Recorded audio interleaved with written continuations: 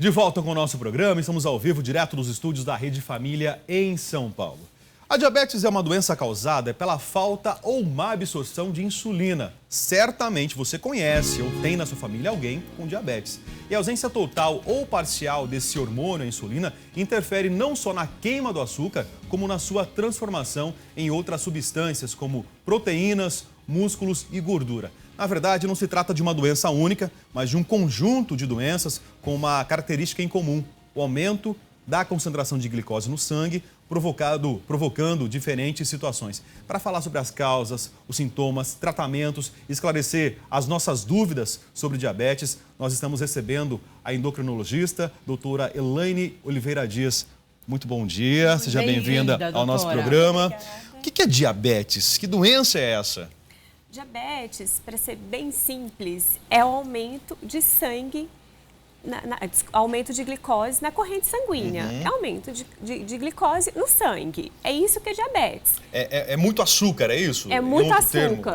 Exatamente, é aumento de açúcar no sangue. Então quer dizer que a pessoa que come muito doce vai ter diabetes? Não necessariamente. Porque a glicose não vem só do doce, não é? Não.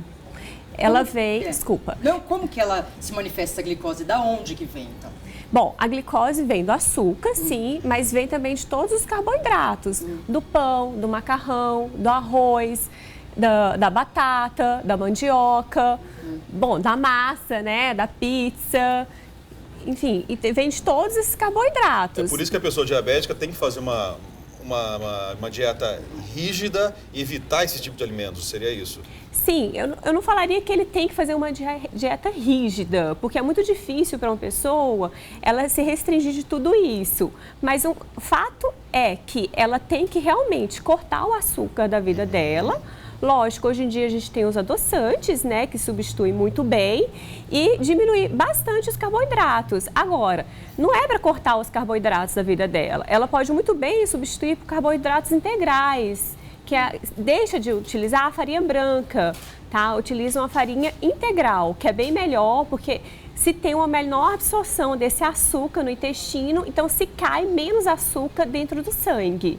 Porque o diabético, ele não é só que ele tem no final ele tem um aumento de açúcar no sangue, mas pode ser por dois motivos, ou até os dois juntos. Pode ser que o pâncreas não está produzindo mais a insulina, que é o pâncreas, que é o órgão que produz a insulina, tá?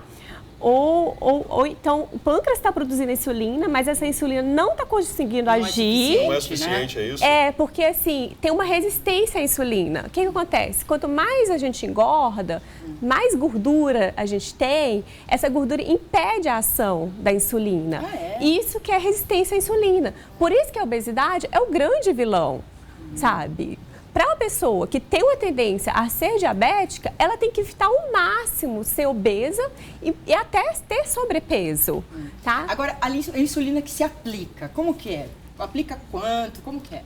Tá, agora naqueles pacientes que precisam de insulina, que é o diabetes tipo 1, né, que é uma doença autoimune, que dá mais em crianças e tudo mais, ou o diabetes tipo 2, que o pâncreas já não está produzindo mais insulina, a insulina ela é aplicada subcutânea, tá?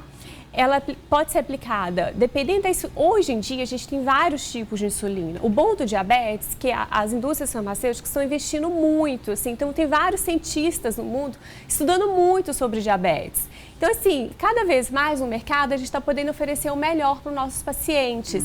Então, assim, tem a insulina que tem que aplicar 3 vezes ao dia, tem insulina que aplica só uma vez ao dia, que é uma insulina de ação prolongada, e tem a insulina que é ultra prolongada, que acabou de ser lançada no Brasil, que teoricamente você poderia aplicar a cada 48 horas, mas o ideal é que aplique todo dia.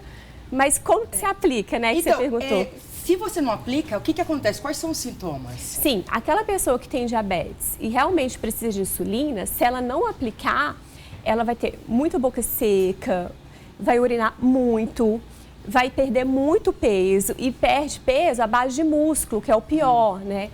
E, além disso, tem uma turvação. Isso são sintomas agudos no momento. A longo prazo, aquela pessoa pode ter vários problemas. E o principal dele é doença cardiovascular, infartar, ter um AVC, ter um derrame cerebral, tá? Ou então até perder a visão. Então, isso que eu ia falar, até a cegueira, né? Até a cegueira, exatamente, e perder a função do rim, entrar em hemodiálise. Então, diabetes é uma doença muito séria e uma doença silenciosa. O problema é que a diabetes é uma doença silenciosa. Você percebe? Ela surge de uma hora para outra, assim, é isso? Então, ela não surge, o diabetes tipo 1 surge de uma hora para outra. O diabetes tipo 2 não surge de uma hora para outra, não. Tá, mas como que ela é silenciosa, então? Porque ela é o seguinte, você pode estar com a glicose de 200 e não sentindo absolutamente nada.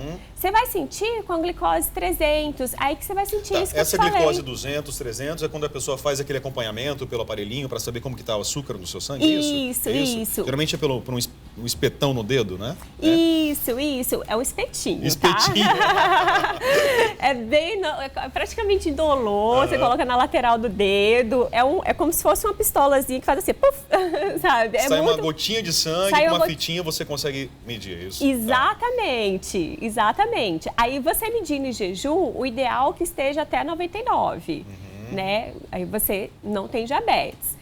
Para ter diabetes, é acima de 126. Agora, a pessoa que tem 130, ela não sente absolutamente nada.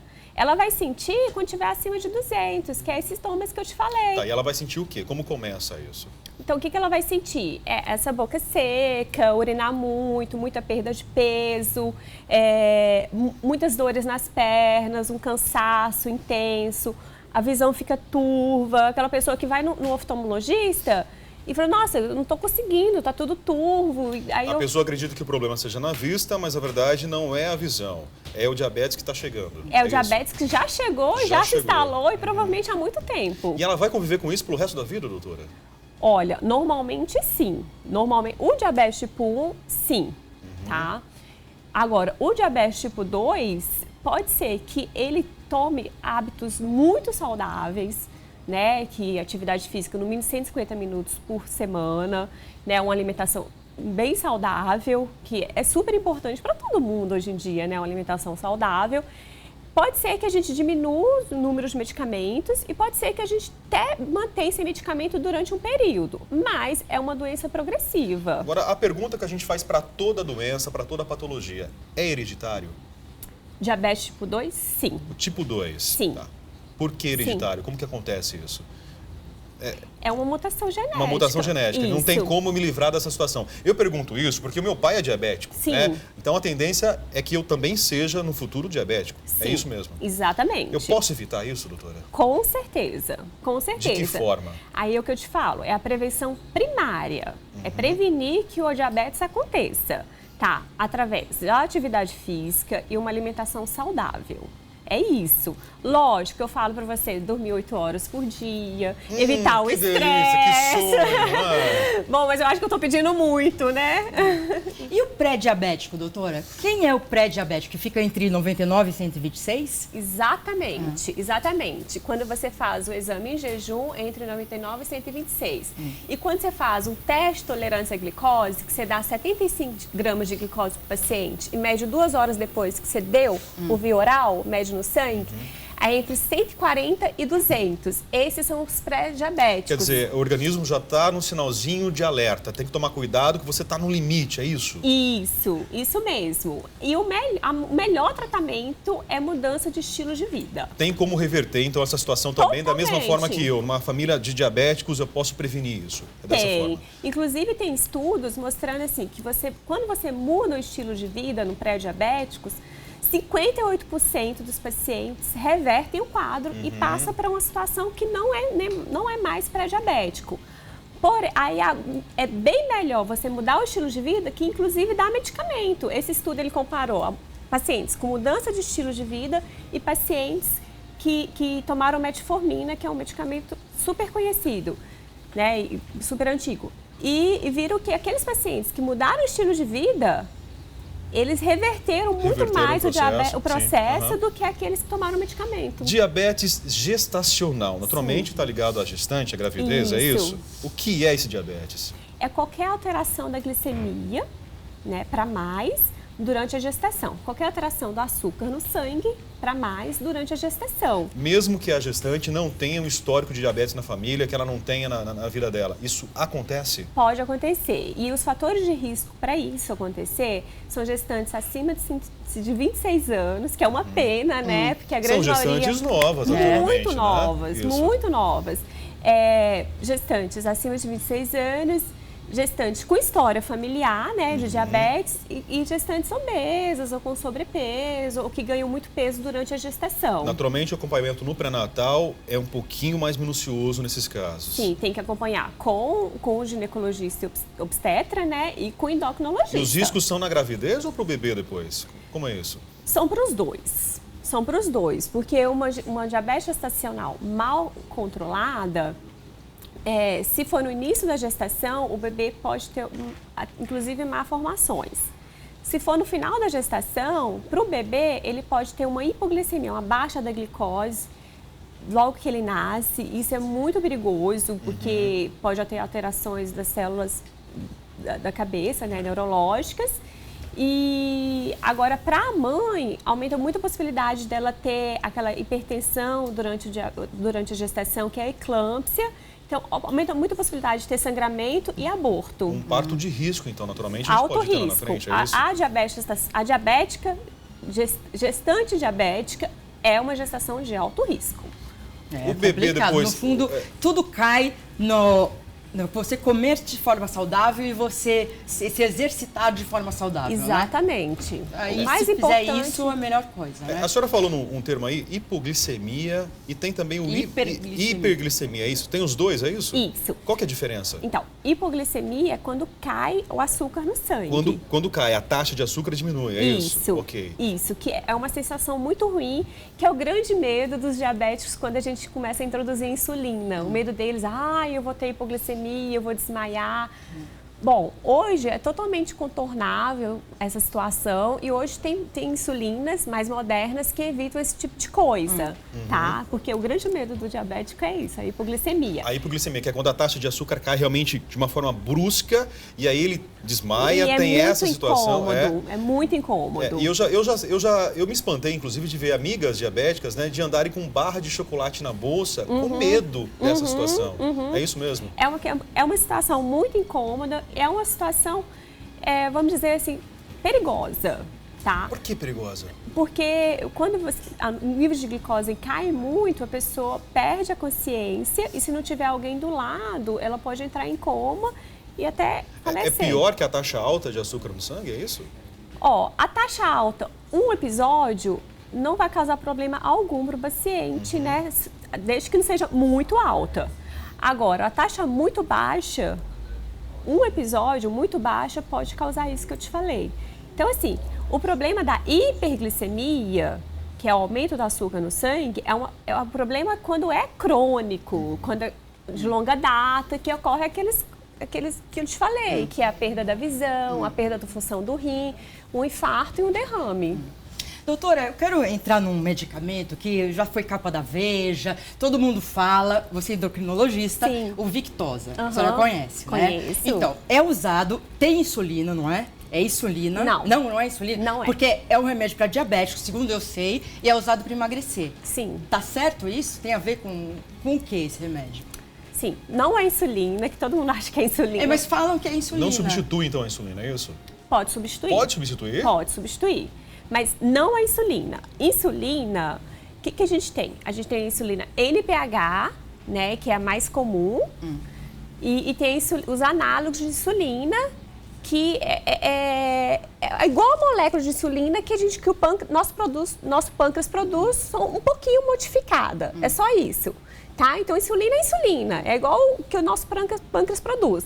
A Victoza, ele é um análogo de uma substância que se chama GLP-1, que é produzida no intestino. E essa GLP-1 é uma substância excelente, por quê? Porque ela aumenta a secreção de insulina glicose dependente, ou seja, se a glicose está alta, se o açúcar está alta, o GLP-1 vai aumentar a secreção de insulina. E diminui a produção de glucagon no pâncreas. Que hormônio é esse? É um hormônio que aumenta a glicose. A gente fala que é um hormônio contrarregulador. Realmente, assim, é muito complexo, eu sei, eu acredito que... Mas seria uma prevenção, então, usar isso? Não. A Victoza, ela melhora a glicose de várias formas, através de 2 hormônios, que é a insulina e glucagon, a Victoza. E, além disso, como ela diminui o esvaziamento do estômago, ela dá uma sensação que você fica saciada, satisfeita o dia inteiro. Então, você come pouquinho e fica satisfeita, você fica sem fome, por isso que emagrece. Ah, entendi. No Brasil, ainda não foi lançada a Victoza para obesidade, mas nos Estados Unidos está sendo. Mas todo mundo usa aqui para obesidade, Sim, né? isso é verdade. Concordo. Porque sempre falaram, remédio para diabetes você usa e melhora a saciedade, essas coisas, né? Mas enfim, só queria colocar porque isso foi capa da Veja, um monte de gente fala e eu realmente não sabia o que era. Não é insulina. Bom, doutor, então, só para a gente repetir aqui, né? Hábitos saudáveis, é isso que ajuda a prevenir diabetes e também a controlar quem já tem a doença. É dessa forma. Atividade física, boa alimentação, correto? Isso, exatamente. É isso mesmo. Bom, e acho que o avanço também que a ciência trouxe para a gente, né? A própria rede pública se atentou a isso e hoje os remédios para diabetes estão disponíveis gratuitamente na rede, né? Não é preciso mais se preocupar, perder os cabelos, né, de nervoso por conta disso. O remédio está lá, realmente, é só se cadastrar e está livre para toda a população. Exatamente. Tá certo? Obrigada, doutora. Tudo de bom. Venha sempre falar de outras coisas, de dieta e tudo que a gente adora saber sobre essas coisas. Eu que agradeço. Bom, agora eu quero falar com você que nos assiste. Você que está sempre assistindo o programa ou perdeu alguma parte do programa, pode entrar na nossa página no Facebook, facebook.com/programa Tudo Posso. E os nossos beijos no tudoposso@redefamilia.com.br. Eu quero falar agora especialmente com a Claudine Marcela C. de Campos. Ela fala para você, Rafael. Nada melhor do que estar de férias assistindo esse maravilhoso programa, apresentado por uma pessoa tão competente e talentosa como você. Olha! Tem a Joyce Campos, que fala que ela é de Conceição do Rio Verde. Estou todos os dias ligadinha no Tudo Posso. Muito obrigada, é um programa muito interessante. Manda beijos para mim. Um beijo para você, Joyce. Tem também o Carlos Eduardo Lima, que é de Caruaru, Pernambuco. Beijo para Pernambuco. Ele fala, muito relevante a reflexão do Rafael sobre a importância do voto. Rafael fez essa reflexão na sexta-feira passada. Bom dia, meu nome é Nara Oliveira e assisto o programa todos os dias. Adoro a Maria Cândida na cozinha. Obrigada, me divirto muito. Beijos a todos vocês. Muito obrigada por terem inscrito. Se você quiser escrever, tudoposso@redefamilia.com.br. Rafael. Eu também aproveito para agradecer, né? Obrigado aí pelos beijos e abraços, pelos recados. Continue escrevendo pra gente. Agora tem notícia boa para quem está esperando dinheiro, esperando uma graninha extra. Isso porque a Receita Federal abre hoje, a partir das 9 horas, consultas ao quarto lote de restituições do Imposto de Renda de Pessoa Física de 2014, além de lotes residuais e de anos anteriores para quem caiu aí na malha fina. As consultas podem ser feitas no site da Receita, receita.fazenda.gov.br e também podem ser realizadas pelo telefone 146, opção número 3, ou ainda por aplicativo para os telefones, né, smartphone ou para tablets. Os valores das restituições serão pagos no dia 15 de setembro, daqui 2 semanas. E o quarto lote do imposto de renda vai pagar cerca de 2 bilhões de reais em restituições, isso para cerca de 2 milhões de contribuintes. Para você que está esperando o imposto de renda, consulte hoje pelo site da Receita. Quem sabe a boa notícia já chega para você nesse comecinho de semana. E cerca de 20 mil casais de Pequim, na China, conseguiram permissão para ter um segundo filho. Isso depois que as autoridades da cidade relaxaram as políticas de planejamento familiar em fevereiro. Até o final de agosto, dos cerca de 21.250 casais que tinham enviado as solicitações, aproximadamente 19.300 conseguiram essa permissão, segundo estatísticas publicadas pela Comissão de Saúde e Planejamento Familiar lá de Pequim. De todos os solicitantes, ao redor de 56% são mulheres com idade entre 31 e 35 anos e outras 537 solicitações vieram de pessoas com mais de 40 anos. O restante dos pedidos foi realizado, inclusive, por homens. A concessão é consequência da decisão tomada no ano passado pelo Partido Comunista Chinês, que governa a China. Isso, decisão tomada de relaxar essa política do único filho, que foi instaurada no país desde o final dos anos 70, começo dos anos 80, para frear a superpopulação. E devido ao rápido envelhecimento populacional e também à escassez de mão de obra, entre tantos outros fatores, o Partido Comunista decidiu então rever essa medida e permitir um segundo filho às famílias, porém na situação em que um dos cônjuges não tenha irmãos. Maria Cândida, agora é com você. Então, eu ia falar com você, Rafael, o seguinte, lembra que a gente deu a notícia que no Japão estavam precisando de bebês, que a população está envelhecendo muito? Acho que toda a Ásia tem esse problema, né? Por isso que a gente está falando da China agora. Exatamente, né? A China é o país mais populoso do mundo, eles tiveram essa política, isso é famoso nos anos 80, apenas um filho por casal, até para evitar realmente essa superpopulação. E agora estão revendo esses conceitos. Que bom, né? No próximo bloco, a gente vai saber sobre os famosos, é isso mesmo? É isso mesmo. O colunista social Aaron Hakanishi vai contar as novidades que rondam a vida dos famosos. Também teremos nossa tradicional culinária com a culinarista Juliana Abud. Espera só um pouquinho e já volta.